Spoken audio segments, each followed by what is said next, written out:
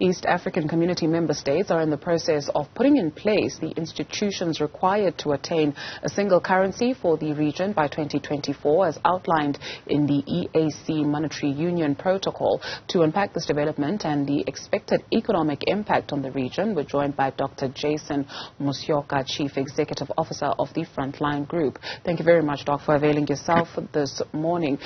Maybe let's just start with an assessment. Much has been said about the East and West African blocs in terms of free trade, free movement of people, etc. Before we take a look at this new development, how would you assess how the East African bloc has done in terms of regional integration?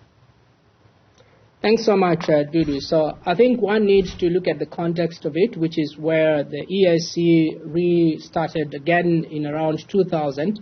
And they set out 4 key pillars to achieve. The first was customs union. They talked about common market as a second pillar. They talked about monetary union as the third pillar. And the fourth pillar was political federation.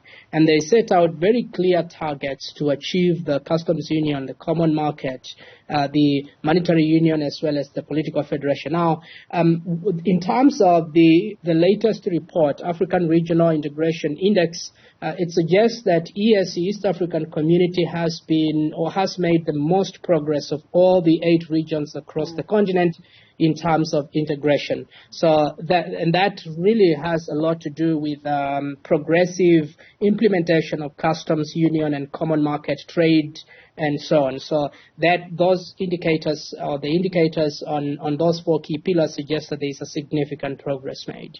How have they managed to get it right as a bloc? I think one of the critical aspects has been the sequencing of the activities. They did not set out, for example, the monetary union, which is the third pillar, was sequenced. They needed first to achieve custom union, which is issues of free trade and ensuring that there is zero duty on goods and products that are crossing borders. And that is a low-hanging fruit for any trade agreement. And then secondly, as I've indicated, the common market really linked to issues of free movement of persons. So after you've already liberalized trade and then you liberalize the free movement of persons, or of labor and goods and capital, then you begin to move towards synchronizing or harmonizing monetary policies, fiscal systems, and so on. And then after that, then a political federation, which would mean that you have one regional government. At the moment, in 2017, by the way, East African Community accepted a version of a federation region or a federation government by adopting what they refer to as a confederation, which is to mean that the member states, they do recognize that there is a regional government, but they are very powerful themselves, pretty much like how the United States operates at the moment. So to answer your question directly, Dudu, this has had a lot to do with sequencing and looking at what are the more easily achievable, and then moving towards the teething issues that are much more complex, such as a one currency, which is what now is anticipated for 2023. Let's expand on that, right? So it would seem the groundwork has been done. This is just the cherry on the cake. How exactly, or what should we understand about the creation of this single currency for that bloc? So I think after the harmonization of all the politics and the trade and all of the issues we've talked about, it's necessary to look at ways that harmonize the region in a much more deeper way. And currency has been very critical. I think the Eurozone is a good example. And West Africa, there is also there's a range of countries that have adopted a common currency, not a lot of them though. So achieving a single currency, it means that you have much more purchasing power as a region. It also means that if you are negotiating on tariffs and deals, you negotiate as a region with one currency. And then another very critical aspect of a regional currency or one currency is that in the process of changing from one currency to another, and then to another, particularly first to the dollar or to the pound or to the euro and then back to an African currency, you lose a lot of money through commissions and so on. So there's a lot of money that ultimately the transactions are really concluded outside of the continent. One currency means that you eliminate all of that kind of losses and you keep revenue or capital within the region. So that is a huge advantage that we are looking at potentially. Would that then trickle down to the everyday citizens of these countries? Potentially. So one of the studies that has been conducted suggests a very clear correlation, a causal correlation for that matter, between free trade and the reduction of poverty. It's interesting that countries that are much more integrated, particularly in our region, in the continent, they seem to have reduced poverty a little bit faster than those that are less integrated.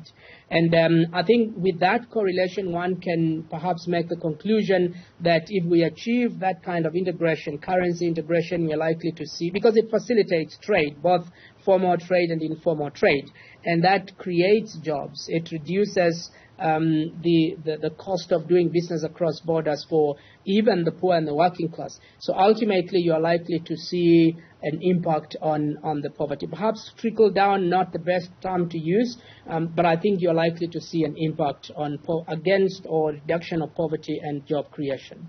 Fair enough. Doc, then something pops up in my mind. So the East African bloc is made up of Burundi, the DRC, Kenya, Rwanda, South Sudan, Tanzania, and Uganda. When it comes to the Democratic Republic of Congo, Rwanda, maybe not Uganda for now, but these two countries where we understand politically at least there's some tensions because of what is happening in the Democratic Republic of Congo, tit-for-tat accusations. It would appear from the outside looking in that even though we do see the headlines painting a desperate situation, the leaders of these countries are able to put aside differences to create a successful bloc, or am I being too simplistic in my understanding? No, I think, Didi, that is correct. There has been contest on how to include some of these countries that are not politically stable themselves. And it was suggested, in fact, one of the key issues that has been on the table throughout is that every member country on their own, they need to achieve at least 5 ceilings, so-called. The one is economic, inflation. Then there is reserves. There is a deficit of GDP up to 3%, not more than that. And then lastly, public debt. So all of those, though, they talk to political stability, which is very critical for investments.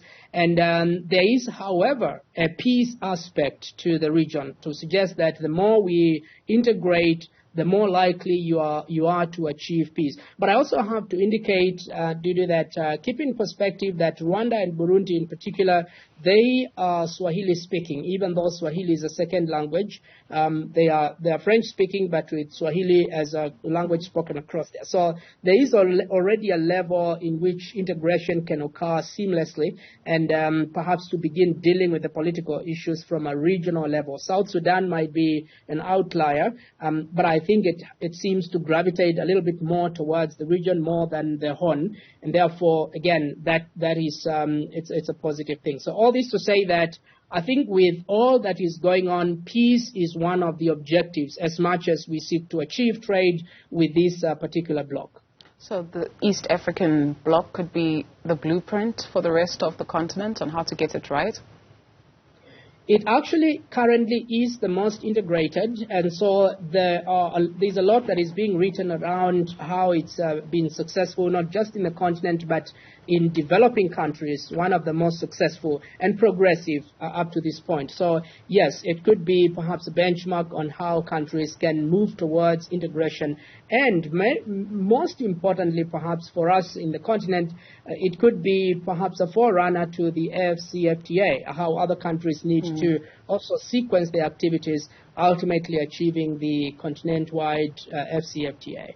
Thank you very much to Dr. Jason Musyoka. He's the Chief Executive Officer of the Frontline Group.